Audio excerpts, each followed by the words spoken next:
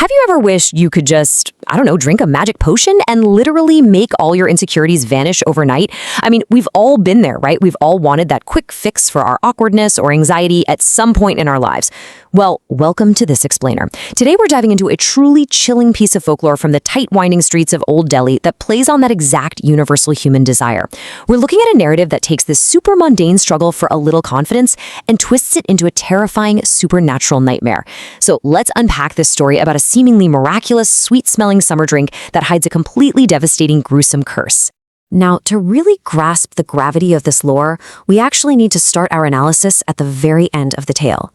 Picture this. It's early morning in a notoriously narrow alleyway in Old Delhi. A crowd is gathered at the corner, buzzing with confusion, and what they're looking at is frankly the stuff of absolute nightmares. There are 5 lifeless bodies lying right there on the ground. But here is the detail that just makes your stomach drop. Their bodies are totally dried up, like entirely drained of blood. And their eyes have been meticulously removed from every single victim. It's this shocking, impossible crime scene that totally defies logic.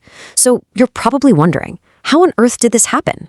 To figure that out, we have to rewind. Meet Danish. He's the protagonist of this folklore, and completely unknowingly the catalyst for this entire horrific event. Danish was a 25-year-old guy who had just recently moved to this massive, overwhelming city from a really quiet village in Uttar Pradesh. He was living totally alone in a tiny rented room in Ghaziabad. Basically, he was just a regular guy trying to find his footing in the big city. And honestly, just by trying to do something nice for his relatives, Danish set this exact horror into motion. To understand why things played out the way they did, we have to look really closely at Danish's state of mind. See, he was a deeply insecure, easily panicked kind of guy. The crushing weight of the city, combined with his own lack of confidence, had kept him unemployed for 2 long, agonizing years. Imagine the mental toll that takes on someone's psyche. But finally, things were looking up. He had just landed a solid job. So, to celebrate getting his very first paycheck, he decided to visit his aunt and uncle in Old Delhi. It was a blisteringly hot afternoon, and he wanted to buy them a special, refreshing summer rose syrup. You know, just like the sweet treats his uncle used to buy for him when he was a kid. Danish walked deep into the noisy, crowded alleys of Old Delhi until all the modern city sounds just kind of faded away. And at the very end of a dead-end lane, he found this strangely beautiful, ancient-looking shop. The sensory juxtaposition here is just fascinating. On one hand, you have this shop with massive glass jars filled with a ruby red syrup that literally glowed in the sunlight. And the air was incredibly thick with the overpowering, beautiful scent of fresh roses. But on the other hand, behind the counter sat a shopkeeper who was, to put it mildly, incredibly unsettling. He was this old Hakim with snow-white hair, a long beard, and this terrifying, unblinking smile. And the creepiest part, before Danish even said a word, the old man warmly welcomed him by his actual name, claiming he knew the name of every thirsty soul who wandered into his market. I mean, huge red flag, right? The old Hakim poured him a glass of what he called Sharbat-e-Ruh, which translates to the drink of the soul. Danish decided to buy 10 large bottles to take home, but right then the transaction took a super dark turn. The Hakim reached out and grabbed Danish's wrist.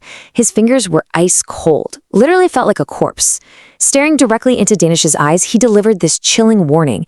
He said, "This syrup will swallow your weakness, but it asks for a price, and when the time comes, I will collect my dues." Now, Danish just brushed off the icy grip and the creepy warning. He assumed the old man was just, losing his mind a bit to old age, and he quickly took off with his bottles. And at first, the results of this drink seemed like absolute magic. The illusion of a cure was totally flawless. The exact second that sweet syrup went down Danish's throat, every single ounce of his anxiety, his fatigue, his crippling insecurity, it just vanished. Poof! It felt like a literal miracle in a bottle. And honestly, who wouldn't be tempted by that? That sudden, intoxicating rush of finally feeling good enough. But the trap was already closing. Danish proudly brought the bottles to his uncle's house, and the whole family drank it together. They were absolutely raving about it, saying it was the most delicious, revitalizing thing they had ever tasted in their lives. Danish went back to his daily routine, just riding this incredible high. His confidence completely skyrocketed. He was energetic, active, and even getting tons of praise at his new office. But just a few days later, that beautiful illusion completely shattered. He got a frantic, terrifying phone call. His youngest cousin had gone out at night for some ice cream and vanished without a single trace. Danish immediately packed up his stuff and moved into his uncle's courtyard house to physically and emotionally support the grieving family during this absolute nightmare. But that decision put him front and center for the true descent into madness, which kicked off at exactly 3 a.m. just a few nights later. This is where things escalate from a missing persons case to pure unhinged horror. Danish woke up in the dead of night to this bizarre guttural sound coming from his uncle's bedroom. It sounded like someone growling, but with two distinct overlapping voices. When he slowly pushed the door open to peek inside, the sight was utterly abhorrent. His uncle's skin had turned a sickly pale yellow, his eyes were rolled completely back so you could only see the whites, and he was violently tearing off and eating the flesh from his own arm. He was laughing too, but with this disgusting, inhuman sound. And before Danish could even process what on earth he was seeing, his blood-soaked uncle sprinted out of the room, scaled the high courtyard wall with this violent, impossible jerk, and leapt over, completely vanishing into the darkness. Danish frantically rushed to check on his aunt and his other cousin, only to find their beds empty as well. They were just gone. In a total, blinding panic, his mind flashed right back to that old shopkeeper's icy grip and his ominous warning. So Danish sprinted to the local police station, filed an urgent missing persons report, and essentially dragged a very skeptical inspector and 2 constables back to the alley in Old Delhi to confront the Hakim. But when they arrived at the corner where the shop stood, Danish felt the ground literally drop out from beneath him. That beautiful, sweet-smelling shop simply did not exist. In its place was absolutely nothing but a crumbling, blackened, burnt stone wall. The police officers, who were super annoyed and exhausted by this point, told Danish that there hadn't been a shop in that spot for years. They assumed he had completely lost his mind under the stress of his missing family, so they scolded him and just walked away. This left an utterly broken Danish standing all alone in the dead of night. He collapsed. He was crying, banging his head against the burnt ruins, desperately begging the empty, silent alleyway to please just spare his family's lives. Now, according to the folklore, the alley actually did answer his pleas, but definitely not with mercy. Out of nowhere, the air around him turned freezing cold. Thick, unnatural black smoke began billowing out from the cracks in the burned stones. And stepping right out of that smoke, the white-haired Hakim re-emerged. But that beautiful, intoxicating scent of roses, it was completely gone, replaced by the suffocating, stomach-churning stench of rotting meat. The Hakim's face was now horribly charred and melted, looking exactly like a freshly burned corpse. And without even physically touching him, the Hakim raised a hand and threw Danish violently against the brick wall. But when Danish hit that wall, he didn't land in an alley. He found himself transported inside a dark, hidden, supernatural factory. And here is the horrific gut punch reveal. Laying right there on the cold stone floor were his uncle, his aunt, and his cousins. They were dead.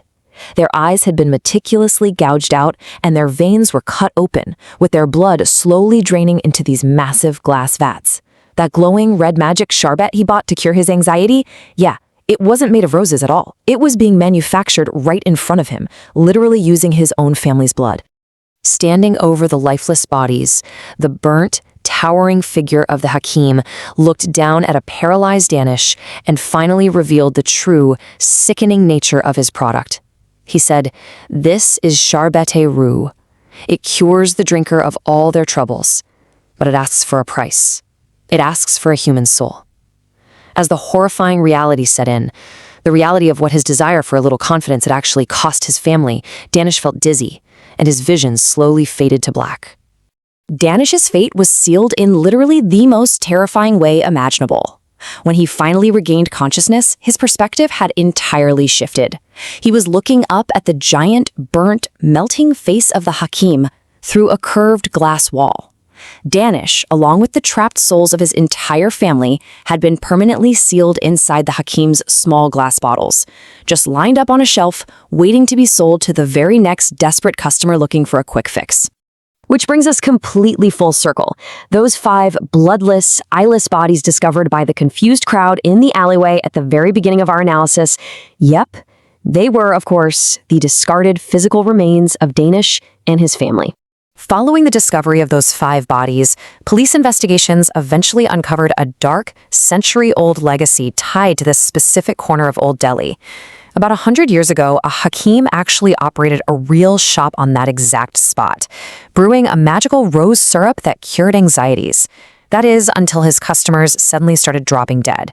Locals began noticing people going missing in the night, and they eventually broke in, finding victims trapped in tiny glass bottles inside a hidden factory. An angry mob enacted immediate justice. They locked the Hakim inside his shop and burned him alive, leaving only that one ruined wall standing. Local priests bound his vengeful, lingering spirit to the ruins using tantric threads and protective amulets. But recently, due to just time and weather, those protective talismans accidentally broke. This allowed the Hakim to return just long enough to prey on Danish's desperation and claim his family. Following the modern massacre, the site was heavily exorcised and securely sealed once again. This entire grim narrative acts as a deeply unsettling cautionary tale about the human condition. It leaves us with one final haunting thought. Danish really just wanted to feel confident.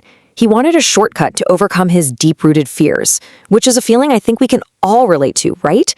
But when a magical cure is offered to instantly wipe away your deepest anxieties, you have to ask yourself, would you take a sip knowing you might have to pay the ultimate price? Thank you so much for joining me on this explainer. And remember, if a deal looks too good to be true, it just might cost you your soul.